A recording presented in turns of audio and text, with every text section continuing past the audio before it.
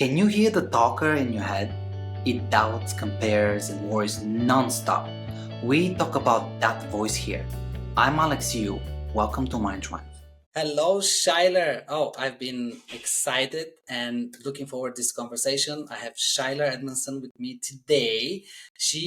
Her kind of interests and capabilities are wide, but one that stands out for me is as a policy analyst in global sustainability, passionate about sustainability. I've had a few conversations with her off the record where we talked about sustainability and in different ways, and she's very passionate about it. So we're gonna talk a little bit about that and about her career, and then we're gonna talk about mindfulness and mental health in the second part of the conversation. So hello, Schyler. Would you like to introduce yourself and tell us just a little bit about yourself and see where that takes us? Hi, Alex. Thanks for having me.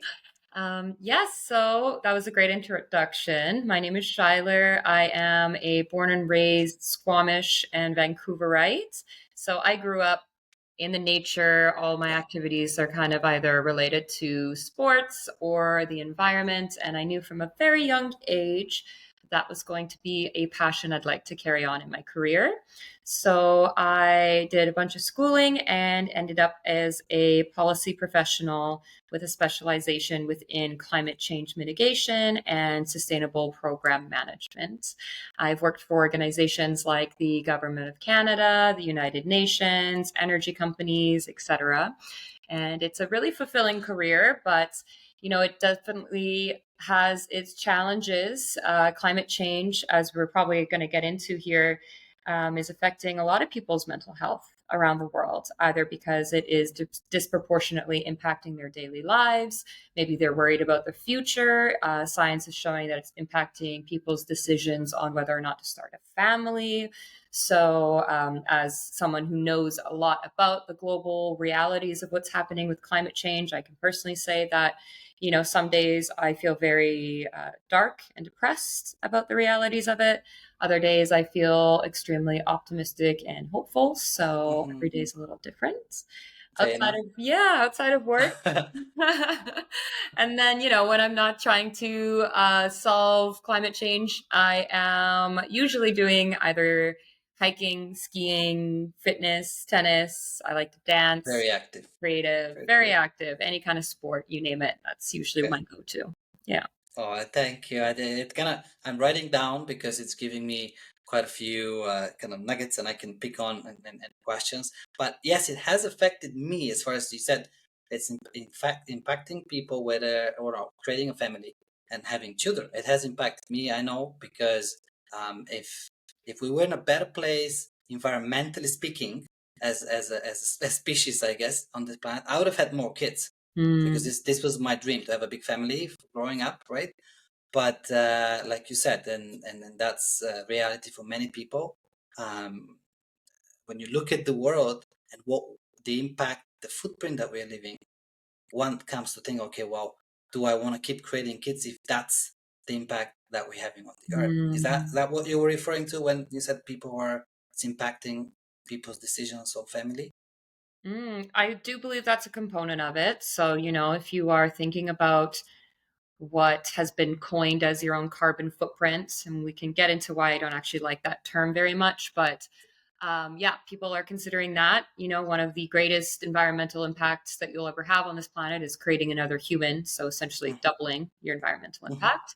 And even if you try to be really green raising a child, the realities of diapers and food and toys are all plastic, and it's not super accessible to most people to try to go as like low waste and green as possible with an infant.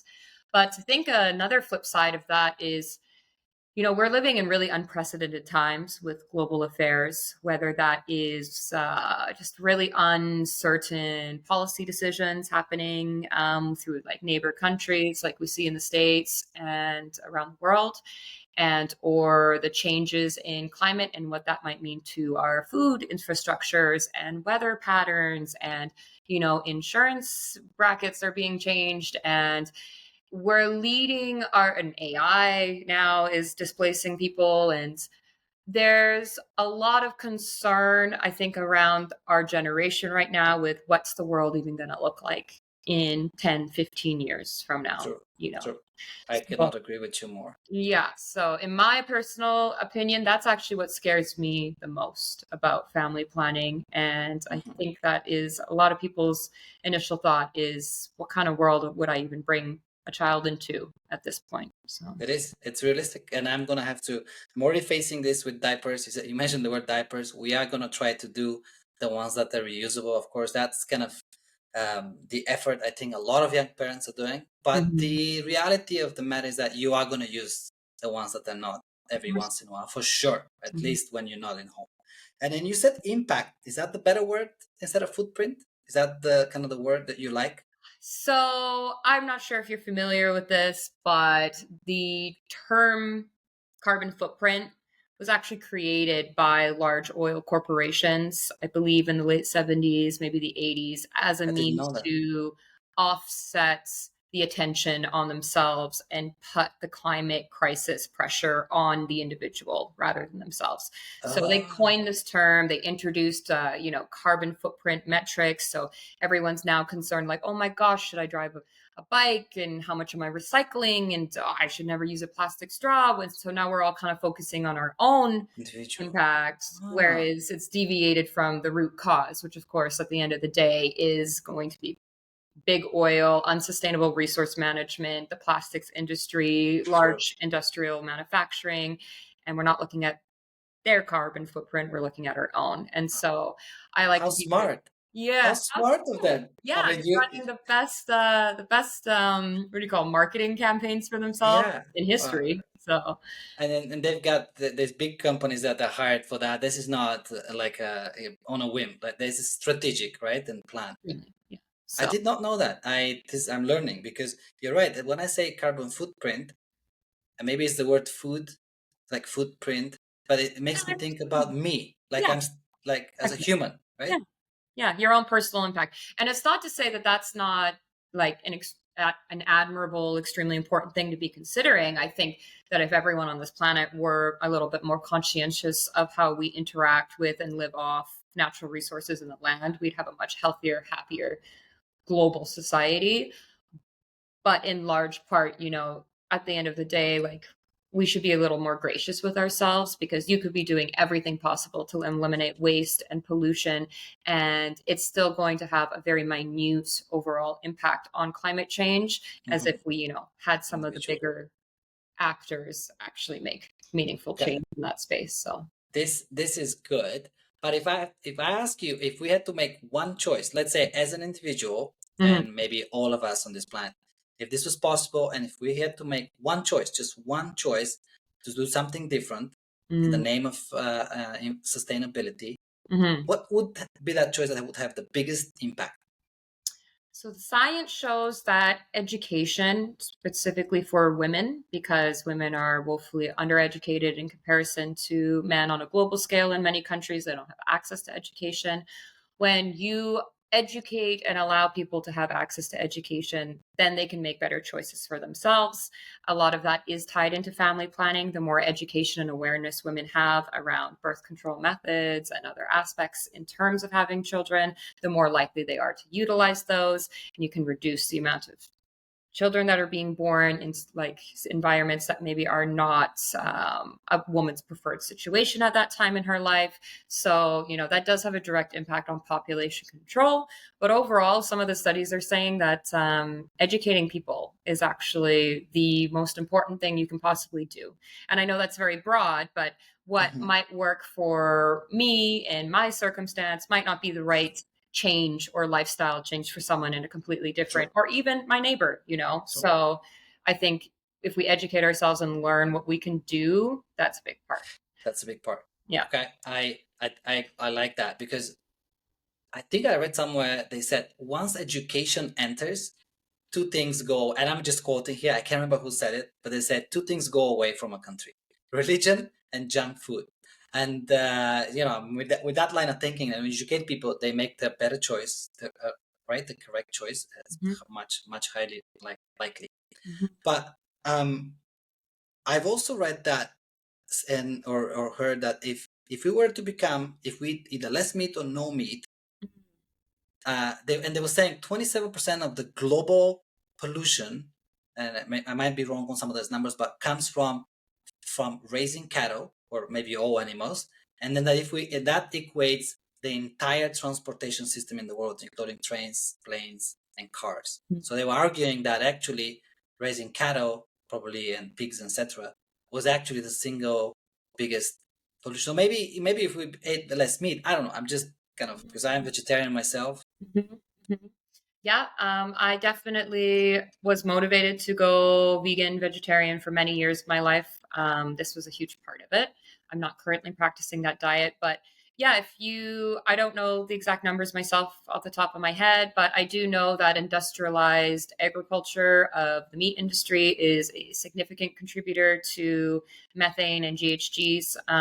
It's also horribly polluting just in general, the way that we treat the soil. We're like essentially turning it into completely nutrientless food that we're consuming. Mhm. So yeah, meat is a big one. We could have a significant reduction on GHGs. Again, there are many cultures in the world that heavily rely on meat and they are eating their own cattle. It's a lot more sustainable. So I'm talking True. about especially Western practices like industrialized meat Correct. industry. Some other really big ones are aviation, like if you're Flying. flying and Hmm. traveling, I'm guilty of this. Like that's immediately going to cause a lot of pollution because we don't have a solution right now that's on the market and in Hmm. use for clean aviation fuel. Another big one is fashion. Fast fashion, especially, is one of the greatest polluters on the planet. So you're looking at GHG, scope 1, 2, and 3 emissions. So initial, but also downstream emissions from that industry, as well as pollution of waterways through chemicals and processing, microplastics. A lot of Wow. wastage is happening in that industry. So you have these mountains of unused, never worn clothes, the lone ones that we True. throw out after 1 or 2 uses now. So the fast fashion industry is a Wow. huge polluter. Could go on and See, on, but yeah, there are some big pillars that if you big want like pillars. Oh, for sure. specific But change. see, fashion didn't come on my mind though. But now that you put it in perspective, um, like I changed what I buy for clothes for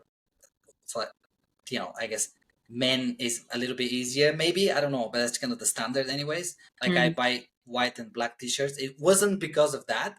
I just want to simplify my thought process of what I need to wear.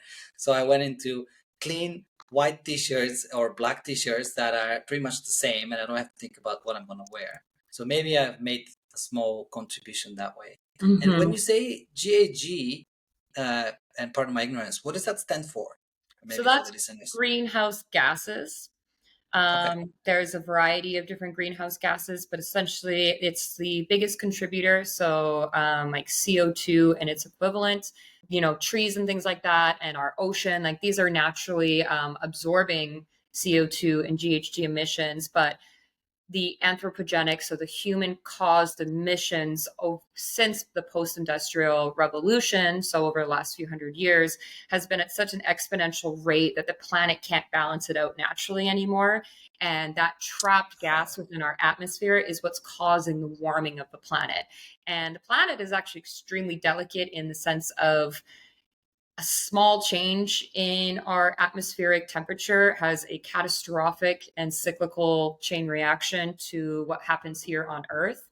And it's not to say that the Earth itself is going to cease to exist. It's the ability for humans to live on the planet is actually what's at threat when you talk about climate change. The Earth is going to be here for millions, if not billions and trillions of years after humans are gone and some new Hmm. species is here. But our ability to live on it, whether that's rising sea levels, whether that's more extreme fires and storms, whether that's events that we don't even can't even predict at this point, Hmm. is going to impact our ability to live on it, at least in the way that we've been used to up until this point. Hmm. I Mhm. totally agree. But I've met people, and maybe you have too, I'm pretty sure you have actually, that say, well, my grandparents, or even when I was younger, or 150 years ago, we had that same heat. I remember, I can look at that. How do you respond to people that say, well, even before we had cars or planes, we had these extremely hot summers or fires, and they would say that they'll have that argument, basically. Yeah, that argument exists, of course. Again, this comes back to my point of education. Knowledge is power. If you A lot of the arguments are the earth is warming, so what? It's gone in cyclical fashions. The earth does do that naturally. We have ice ages and we have mass melts. What's happening though is the accelerated rate. So human caused activity is speeding up that process in a unprecedented way that the planet's never seen before. It can't adjust to it fast enough. As a result, we're having mass extinctions, whether it's coral, insects, migratory birds, I could go on and on, destabilizing, the chain reaction of all life on the planet. And so, for people who are like, oh, I remember having a really warm summer, blah, blah, blah. You just have to do a little bit of research. It's all out there, like you could look at like the One Earth climate model by Leonardo DiCaprio, the International Panel on Climate Change, IPCC, the United Nations Foundation, et cetera, et cetera. All of these global institutions have conducted extensive research on this, and the chart is shocking. If you look at Shocking. global average temperatures, so again, average is really important. You're not just taking one outlier summer that maybe was a little bit warm, but if you're looking especially over like the last 50 years, it's going straight up, and it's undeniable that our average global temperatures are increasing. So that's actually what has sparked the global initiative called the Paris Agreement, where countries came together and are trying to reduce our emissions by 2030 and 2050. Unfortunately, we are woefully failing on pretty much all accounts in that regard. So Those years are coming very fast, but that, and I want to get you back to where you said predict. You mentioned AI and this very topic that you said about looking at the data and being concerned. That founder of Alibaba, the Chinese company, Jack Ma, was asked the same question. Look, the Earth is having this unprecedented, average temperatures rising, pollution, etc., etc. That are undeniable. Mhm. And he had an interesting answer. He said he wasn't concerned, and everybody was shocked, right? And not that he wasn't concerned that that's not a problem, but what he was saying is that with AI and having, I think he said 500 million millennials. I'm not sure the exact number, but he was saying that we have AI in the hands of 500 million millennials that grew up with technology. He's not concerned solutions will be found. Do you Mhm. support a statement like that? Are you as optimistic as he was, and that when he made that comment, or do you have another view? Yeah, I have two very distinct views on AI's impact with climate change. The first is aligned with that. So I actually, last winter, I published an article on my website, and it's looking basically how AI driven technology could help solve the nuclear fusion research and development curve, and maybe make that into a practical and reliable energy source to actually help us reach the IPCC's climate models. Very So cool. there is some aspects to that which I see a lot of validity in. At the same time, AI is having a catastrophic negative impact on accelerating climate change. So, for example, these data centers extremely high energy demands. Training AI models, let alone using them, is putting a ton of pressure on grids, which are fossil fuel grids. You also have e-waste and hardwire footprints. You have bias coming out of these climate AI decisions. At the end of the day, we have to be really privy to who is programming these AI models and what are they actually including or excluding in their pathways. Program. So greenwashing risks, data gaps. There's also a huge link to the amount of water wastage that is going into powering and cooling these data centers. So in a majority of large AI data center hot points, they're actually extreme drought is now occurring. And so there's a lot of negative consequences Oh, from AI on the climate, as well as, yes, it might also be an extremely beneficial tool in helping to solve some of these problems. So uh, I see both very distinct so views. so anyway, pros and cons again. Here we go. Like, yes, it might help us, like you said, and good for you on writing this article. Would love to put your website as part of that if you'd like people to find more about it. And then, as you said, I knew that this from the very beginning, these articles were coming out that this massive centers are just like they're like a black hole for energy, right? I mean, they're never ending, and they will continue, like you said, Mm-hmm. wanting and needing more energy, right? So um, let's see what the future will bring. I want to switch now gears a little bit and actually start speaking a little bit about what we got together here, which is mental health, which is, I think, probably the most important topic, or one of them anyways, when it comes to humans, because that could probably be an answer for many of our questions if we get a little better on that end. And I'm going to just read a bit about my spiel here when we switch to section 2. Like I said, thank you for sharing a little bit about you so people can connect. But now uh, I want to talk about mental health. In the recent years, there's been a lot of conversation about mental health and mindfulness. It's almost like catchy terms, right? And probably rightly so, not always used the right way, I think, but rightly so. It's an important topic. And the world moves fast, the pressure seems endless, and the noise never stops, or never seems to stop anyway. But here, the thing, some of that noise doesn't come from the world. That's the thing. It comes from inside. And that's the one we're going to talk about today. And that inner voice doubts, judges, rushes, replays the past, sometimes over and over, and creates panic where there wasn't.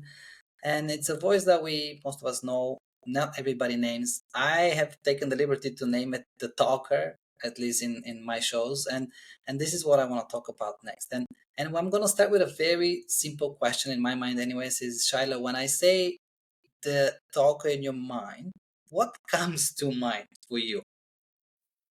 Yeah, so this is, of course, a very deeply personal subject. So the talker for me, she is unfortunately very anxious, and it shows up a lot as anxiety in my life. And it is a result of past experiences that have essentially led your brain to develop pathways of thinking. And I guess in a simply way put, the brain is quite lazy. Once it learns how to process information in a specific way, it will continue processing information in that way. So if you have a trauma mindset, that kind of predicts that everything is going to go wrong all the time, and you start catastrophizing in your head and spiraling. This voice is telling you all of this stuff. It's going to be your default way of thinking, unfortunately. So for me, it's something that I have been very privy to. I have read many books on the subject, listened to many articles on the subject. Neuroscience and psychology are some of my absolute favorite subjects just to study for personal reasons. So, yeah, a lot comes to mind. It's a love-hate relationship, because the beauty of it is you are the creator of your own reality, truly. Like, your brain is literally creating how you get to perceive the world. Um, Unfortunately, your thoughts can create your talker to be very negative by default. But the beauty is that the science shows that with the right tools and practices, you can, for the same reasons you can negatively influence your talker, you can change it, and you can positively influence it to work in your favor. So I am in that process of trying to Okay. rewire my neural pathways. All right. Lots of Yeah.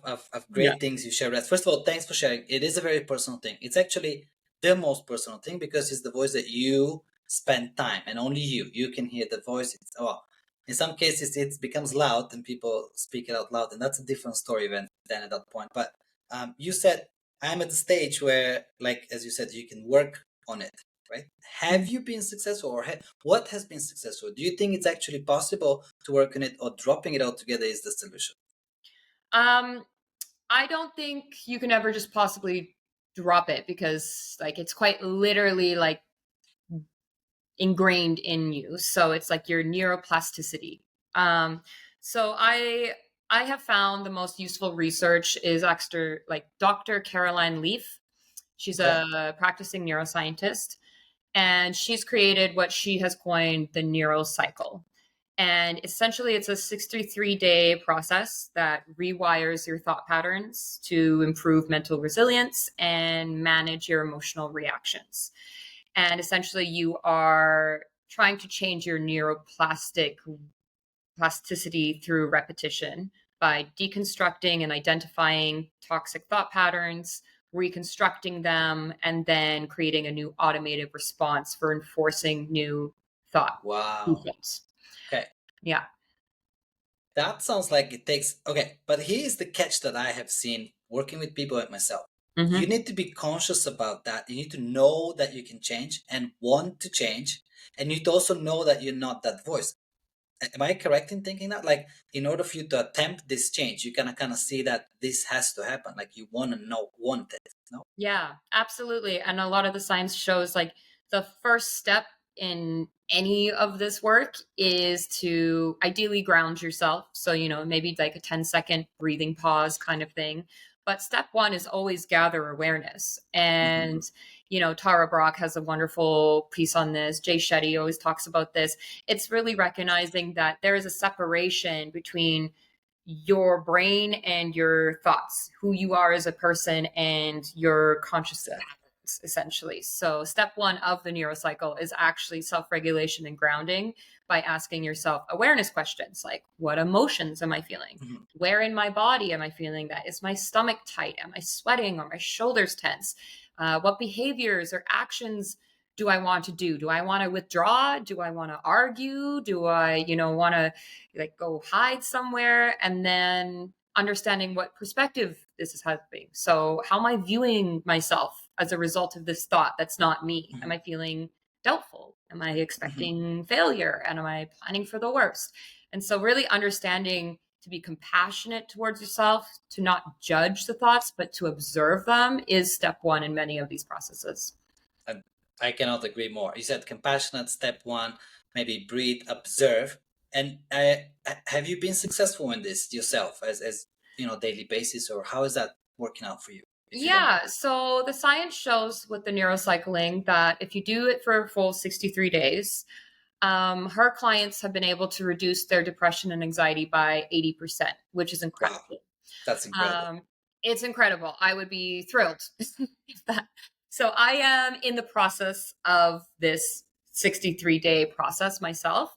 I actually learned about the neurocycle on a recent Mel Robbins podcast where she's interviewing Dr. Leaf and they're discussing this process. It's only about an hour long. So if people kind of want a nice synthesis of what this is, I highly recommend the Mel Robbins podcast on this. I have found that it certainly is helping me see the patterns. So I am still early on in this process, and the patterns are pretty much identical, the same triggers, the same thought processing patterns that are negative and, not as helpful. And when I finish the process, so it takes me about half an hour to an hour to actually do the full journaling because you have to sit down and you actually have to go through step 1 through 5 and It's work. So it's work. people It's don't like this is work. It's always work, it's right? work. It's like you Yes. have to really commit to it because, again, the brain is stubborn and it's not Mhm. going to just change without any effort. But yeah, I've noticed a really positive impact. A lot of times, my initial response to things is I want to talk through it. I want to approach my partner. I want to, I want to ask them the insecure questions and all of these things. And by going through this on my own, I can kind of come out of that with a tool or an action that helps self-soothe and helps me regulate that thought. So I'm not bringing it to my partner. Not that it's not a good thing to talk to your partner about your insecurities and fears. I think that's part of healthy communication. But an everyday, all day long trigger type of thing is, and maybe not the most productive way to approach the relationship. True, true. Yeah. So this is amazing things. You just warming my heart when you say I'm working on it. This that and whatever. Like, thank you for sharing for this podcast. And this is what we're trying to do here too. And there's a lot of bubbling around the world. People are bringing awareness about this, and then of course tools that are helpful. And I really hope these 63 days, because I personally know you. Hopefully, you share with me of the record how it's been when you have this 63 days completed. I'm looking forward to your feedback at that point. Why the 63? Is it just based on analytics, or 63 sounds like a random number? Well, so the science, again, essentially, you hear that there's a phrase, I think they're like, 21 days or 30 days and you can break or make a habit. That's actually not true. The science shows that your brain can start adjusting to a new habit or ritual within that time span, but you need to actually reconstruct and then automate. And it takes at least 63 days of a daily repeated process or ritual, if Regimen. you will, in order for it to stay. So you may actually find that around day 21 of this exercise is often the hardest because your brain is working You hardest to just, try to yeah. dismantle that old wiring before that new habit can take hold. Mhm. Mhm. Wow. Okay.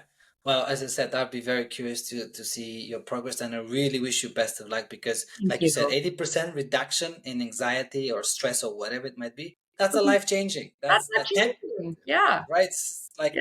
um, I've had the pleasure to, or the, yeah, I guess pleasure is the right word, to live in three different continents, or not continents, two continents, three countries, and I've met a lot of people from all walks of life, and I can tell you that everybody on some level suffers with this. Like I know for a fact, everybody I've met personally, some less, some more, and it will be a life changing for everybody if they can reduce that struggle, whether it's anxiety or stress or anxiousness, whatever we want to call it, by 80%. That's a huge number, and I wish you best of luck with this. Now, but there are the people that argue that or a few, I guess those are few and far between, that they were able to become the spiritual awakening, they call it, without any of that work. Meaning, I woke up, and I'm just exaggerating here, but that's what they'll say in a way. I woke up one day, I'd let go, and I was, living as a spirit, let's just say it. So, and then they'd argue that if you work with the brain, you actually masking the ego or the talker, putting it the self help cloth, and then it enters that way. Am I making sense with my question? Like you can kind Mhm. of get stuck in self help mode. Absolutely, you can. Yeah. Yeah, for sure. So So is that a danger in these 63 methods, or you think this is no? It's actually more scientific I would and say because it's so rooted in neuroscience, and it's, this isn't like it has an objective. It has a very structured goal. There's a timeline in it. So I am someone who, I've been in therapy. I do meditation and yoga for decades now. I practice all sorts of lifestyle habits, and you know, I did reach a point where I was like, okay, I have the full understanding of why my brain acts like this. I understand that certain life events have created patterns within my neuroplasticity, and that is why I do X when X happens. But I can't stop it.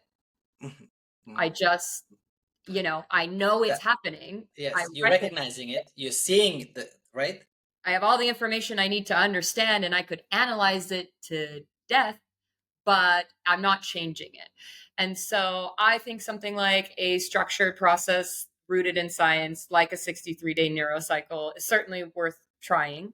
For sure. People who say that they just wake up one day and they were able to just completely reform how they view the world, great for them.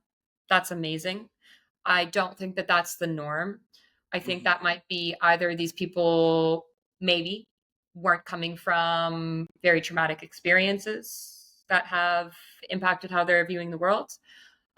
Maybe they went through kind of a process or ceremony. I know that psychedelics in this industry, in this field, has had profound impacts on people kind of next day, within a week, very recent after the ceremony that they try, has profound impacts on things like CPTSD and anxiety and depression. And so, like, it can help rewire, especially like the prefrontal cortex of the brain.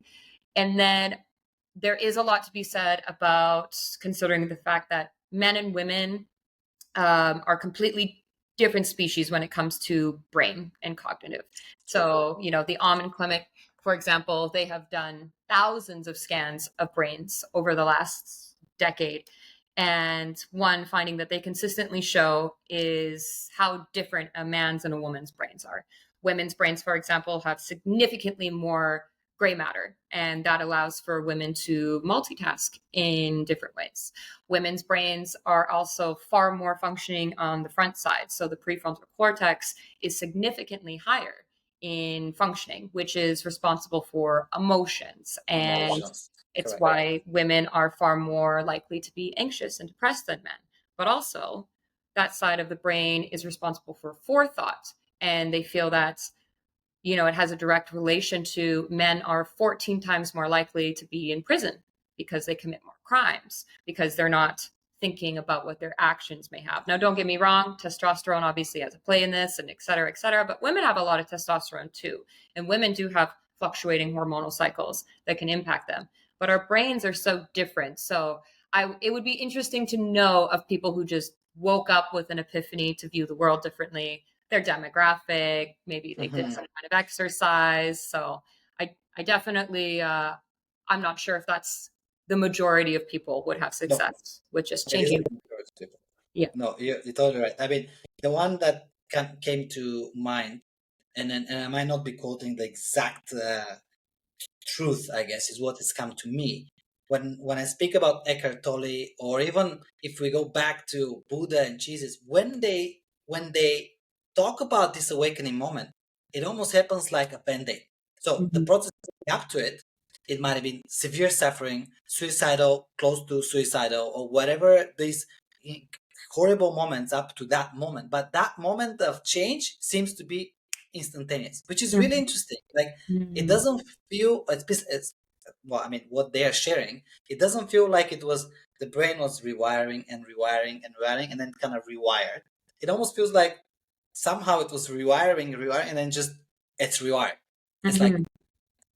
do you know what I mean? Like, how is that this switch happened like that?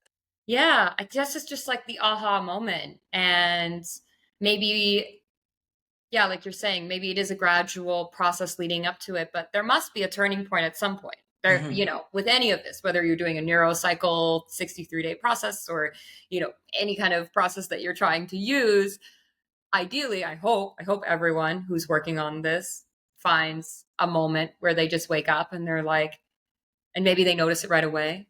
Maybe they wake up and they're like, wow, I feel so much better.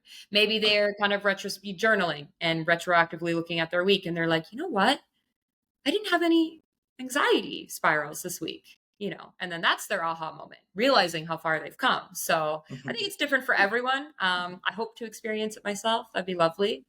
So, I hope for you and everyone, like Shyler, this is the best that you can achieve, and not and the word achieve, sorry, that can, yeah, I don't know if achieve is the right word, because achieve to me s- is really connected to the ego. In my mind, achieving is connected to the ego. In my mind, I might be wrong, but I hope it happens for you, and I know the work that you put in is not it's a big part of it too.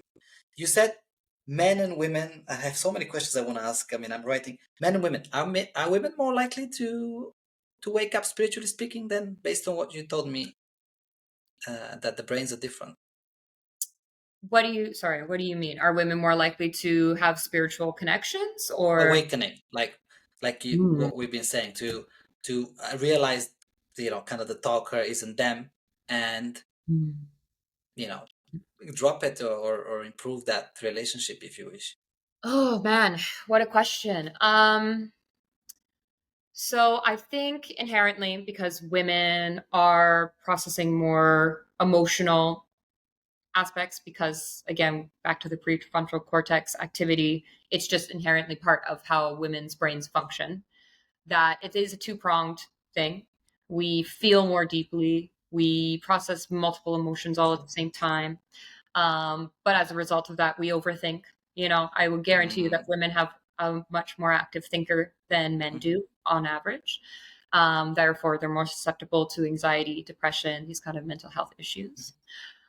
So that could go either way. It could make it so they are more susceptible to having this aha moment and this breakthrough and maybe cared more about working on their mental health. But it could be opposite, because Mm-hmm. it is harder perhaps for them to reach that state. And then the other True. aspect of that is the cultural norms. And I do see this changing, which is amazing. Um, but we have historically failed men when it comes to mental health. True. I agree. There's an amazing book called Of Boys and Men that I recommend everyone read. And he does a really good case study of how we are failing boys educationally, emotionally, spiritually. And it's essentially women are allowed to feel. You know, when women have other female friends, it's very common for us to get together and go straight into, oh my gosh, this trauma happened to me, or Mhm. feeling like this week, or we just cry with each other sometimes. And, you know, like a female bond is a lot more emotive than a lot of male bonds. And I know some amazing men who are very in touch with their masculine energy, and they can have these emotional conversations with other males, and it's a beautiful thing. But that is certainly not the norm, and The certainly norm. not a global standard. And so I think in terms of reaching a true spiritual peace and divinity, it wouldn't surprise me if women are more connected to themselves, just simply because we foster that culture more than we do for Mhm. them. Totally. I would agree and second that based on my experience with working and talking with people.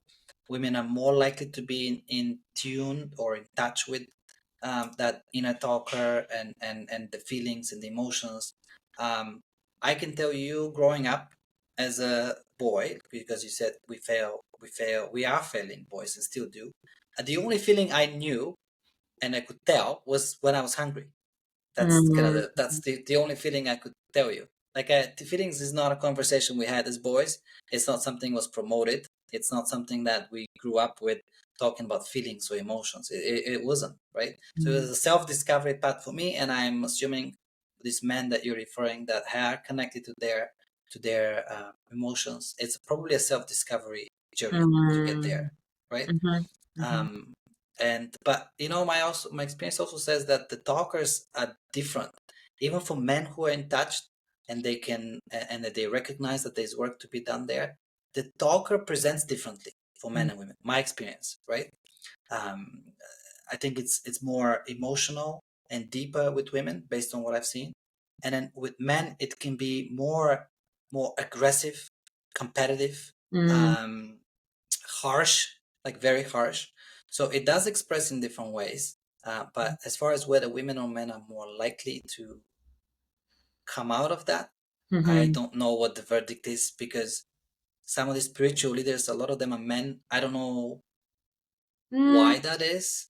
At least the ones that I've read. I mean, I don't know the numbers. It might be totally wrong. It might be the other way around. But Mhm. the big names that I have seen are mostly males. I don't know what that represents. So it is possible for both sides, is what I'm trying to say. I agree. I think, yeah, historically, like if you look at any literary canon in any culture, male voices have always been raised True, above women's voices. And I think true. that's why we see our figures, our deities, take Hmm. on more male voice and form rather than True, female. true. Yeah. Agree. I think you're totally right on that as well.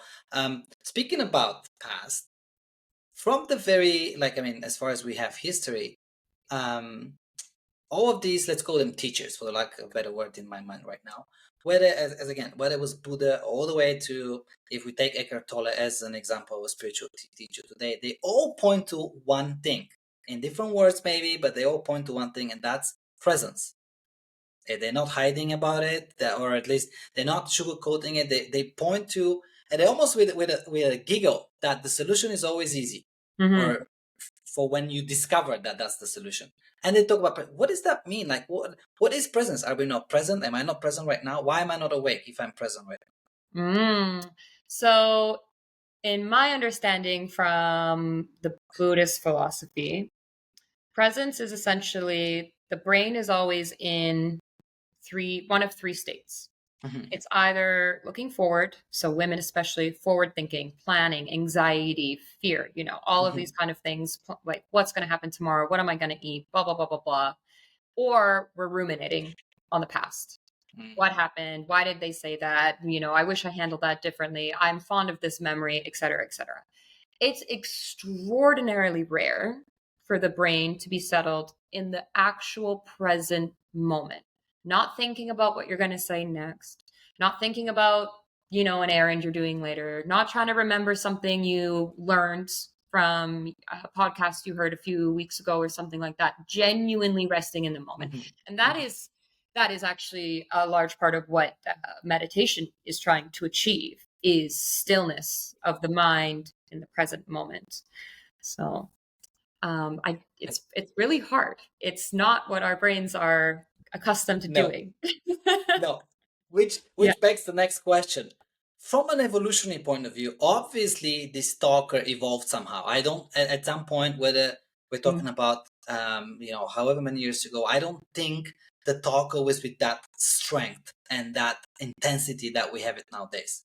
We were more Mm, connected to self, to earth, like people were saying, we belong to earth, earth doesn't belong to us. I'm talking about back before the developed world. They were yeah. connected. Why did we develop it? Why evolutionary? What was its purpose? What was it Mhm. gaining? A few thoughts on that. I think, to be able to have forethought, predict fear, remember where the fish migrate, and remember where the fresh water is, even like, when you're talking about Mhm, eons ago, connected to the land, that's very important. mhm. It's maybe wasn't the most helpful for humans to not be thinking about either predicting future threats and or thinking about the past lessons that they already learned in order for survival. However, I do believe that there is a amplification in the talker in modern society. I think it's directly correlated to the exposure of social media and internet. Mm. There is a unprecedented rise of anxiety among youth and people even in our generation. There is elevated and unprecedented levels of suicide that we're experiencing now. And this is all pointing to the fact that we are more disconnected from our communities than we ever have been. We are more disconnected from the land and the earth than we ever have been. And our brains were not made to see ourselves all day long. Our brains were not made to digest the information and the news of everything around the world every day, all of the struggles, all of the horrific things going on. Our brains actually are really, really bad at processing and quantifying large traumatic data sets. Our brains have never been in such a state of constant comparison. And, now with the rise of editing and AI and just everything you can imagine that's going on online, we're not even comparing ourselves to reality anymore. And so this is all having a profoundly negative impact on how we view ourselves, how we're viewing the world. And I think that these two things, you can't talk about the amplified talker in modern society without considering this online digitized world that we're all completely connected to and consumed by. No, you cannot. You cannot, and that topic is so huge when we talk about social media. Um, I do want to talk about the suicide because that's even more alarming. And I read that on average, over 2,000 human beings are committing suicide a day, somewhere like across the earth, which is a huge number. And for me, I think a large part has to do with that negative talk, but you get to the point where you can't live with that anymore. So if it does such a horrific effect on the humans, I mean, if you're gonna commit suicide, that's the sweetest thing you have. It's a human life, right? That's the highest thing, I guess. And if you take that away from yourself, that means you're pushed to the brink, obviously. So why are we like, obviously it has a negative effect on us, and yet we hold on to it? What is it promising us? What is that talker telling us so Mm. sweetly that we hold on to it, even though in many cases it leads you to suicide? In oft, not many, but in over 2,000 people. Mm. Yeah, that's a profound question. Um, I mean, I guess, hmm. And we might not have answers for that. I mean, this is just a conversation. We don't want to Yeah, I expect it. mean, all of this is just my thoughts. None of this Mhm. is, hard fact True. answers. Of course, it's just I can't speak for everyone. I personally have never come to a point where I've had suicidal thoughts, but I do have people who I love dearly in my life who have. And there's a point where people just genuinely believe what they're telling themselves. Mhm. They believe the world would be better if they weren't here. They believe that it would be easier for them. Same right here. These kind of horribly sad, lonely, isolating thoughts. And I think sometimes the relationship we build with our inner monologue, even to our detriment and our demise, it's still our closest relationship we have. There's no one else in your life that you're listening to as much as yourself, right? Correct. And we become so attached to it. Sometimes we become so attached to our trauma patterns and our thought behaviors, even when they're horrible, because it's what we know. It's who we identify as. And so I think there's something. Is it addictive, Schyler? Do you think it's addictive? I think it's addictive. I think it's a comfort in some ways. I know it sounds very odd to think about, but sometimes, I think it's not dissimilar to an addiction. So for example, like if you're unfortunately addicted to a substance that is harmful for you, a lot of the time when people are leading up to doing that substance, they feel terrible. They're super regretful. They don't want to do it. They're guilty. They're shameful. They're frustrated, but they're still going to keep doing it because this is the pattern, A, that they know, and B, there's somewhere inside of us that believes it. It believes that you deserve to be addicted to this, That talker, I gotta tell you, it's a very it's smart. It's astute almost, if that's the word. It can, like you said, the conversation can come from many different angles and can be very convincing. Do you have like some people do? Do you have a name for yours? Do you call it something, or is just she the voice? If you don't want to share, that's fine. It's definitely a woman, and I call her she. She. When I was a teenager, my sister introduced the concept that she named hers girl and boy, depending on what mood she was in. And so I've written some poetry around that. I have not named mine, but I have heard in relationship therapy a concept where you and your partner name each other's talkers. So for example, like my partner might name mine like Sandra.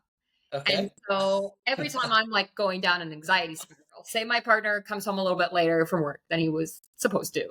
And I'm just letting my talker say all these insecure things. And I'm like, oh my gosh, she's gone and met up with someone else or something crazy like that. He might get home, and if I'm not able to self-soothe, I might approach it and say, Sandra's getting a little crazy right now. And apparently it has this really profound effect of bringing some humor and lightness and bonding to it. So I actually think there is a positive, or some science says, I haven't tried this yet. Maybe I should ask my partner what they want to name it. But yeah, I don't have a name for mine though. That's beautiful. This is, I'm so happy we brought that up, because this is exactly what I'm trying to achieve is create the awareness, but in a almost not a funny way, but bring some humor, like you said, because we gotta, right? You gotta recognize it, but we also have to laugh, because if we get too serious about it, then it's again the talker guilting you, creating, right? This kind of, okay. So if Sandra, just for lack of a better word, a name, if I have a tool right now for you that you can plug yourself in and turn off Sandra, but that will require some sort of connection to your brain, would you actually use that tool? Like a hypothetical technology, you mean? I don't think it exists yet, but if there was a button on your phone and it's connected to your brain somehow and you can turn it off, would you purchase that tool? I would be very curious. Sorry, I'm going to give a very analytical answer to this. I would certainly be, my interest would be piqued for sure. I would want to know more on the research of like what happens when I'm connected to it. Do I have self-awareness? Can I disconnect myself from it? Just like, am I autonomous? Does someone else have connection or control? I would be nervous about it. So that's more of a literal question. Would I try it? Probably, but that begs to, I always say, like, I genuinely wouldn't change anything about my past, and I wouldn't change who I am as a person. And I don't believe in the concept of regrets and these things. Even, my least favorable things that I've done throughout my life, we all have them. I wouldn't go back and change anything, because I think life is really beautiful. And I do believe in That's beautiful. some concept that we're here to learn our lessons, and everything that has led me to this point, the good, the bad, the ugly, the beautiful, the talker, there's a purpose for it, whether that's me working on decades of self-help and mental health awareness and, trying to figure it out. There's some reason for that why Sure. I'm here and working on it. So And what maybe it's that sweet aha moment at the end I when mean, you, right? here's hoping, but I don't know. I would be very curious. Sometimes, it's funny, like my partner, he's extremely secure, and I just see him kind of phase out sometimes. And I'm like, oh, like, what are you thinking of? And he's like, literally nothing. And I'm like, I've never not thought. Like, I have to work so hard in a meditative session to clear my mind for a second. And he just laughs. He's like, yeah, I can't imagine what it's like to be in your brain that's just like over analyzing everything all the time. So, I mean, I'd be curious to turn it off, but I wouldn't want to change who I am fundamentally, No, if that fair makes sense. enough. And Yeah. that's fair enough. And that's a great answer because that's not what we're trying to do. You and everybody has a beautiful being, right, to yourself. So Yeah. may you never change that. We are working on changing that negative aspect of the talker because often it actually sabotages and prevents us from being that beautiful being that we are, right? Yeah.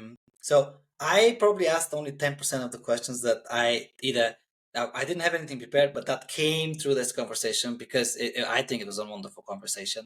But I have to end because we're coming up to time, and I would like to end with the question I always do, and that's if your talker was a separate human in front of you right now, separate than you, and you could say one thing to it, what would it be? No, thank you. I hear you, but And no, that's thank you. and that's it. I think that sums it up, right? No, Yeah. thank you. You know, and I said that was the last question, but for 2000, more than 2000 years, and I always go back to Buddha, but it's just because I think the message is even older, but for 2000 years, these folks have been saying that, no, thank you. Say that to your talker, right? Yeah. And yet we convincingly fall into listening over and over again. And I'm an analytical mind just like you. I mean, Shai is one of the most analytical people I know. She'll do her research about everything, and which is great. But why are we still saying yes, please? No, thank you is the right answer, Yeah. right? Like I said, our brain, as complicated as it is, it's lazy. It's So if lazy. we Yeah. have these well-established neuro connections, it's gonna keep using them, and it's extremely hard to get it to build new ones. And so you just gotta work at it. Well, Schyler, I'd love to talk to you again sometimes in the future, maybe after 63 days, and maybe after you had this moment of, wow, this was all just kind of some hard work for me, but it's gone now. And I'm Mhm. here now, present like my partner and more, right? It'd be great to have you again. This was it for today. I really, really thank you. This was very, very good conversation for me. I hope you felt the same way. Thank I you again loved for it. being here. Thank you so much. It was a pleasure, Alex. Thank you for listening to my tribe. Share it or leave me a note. Remember, your talker isn't you, presence is. Less talker, more presence. See you next time.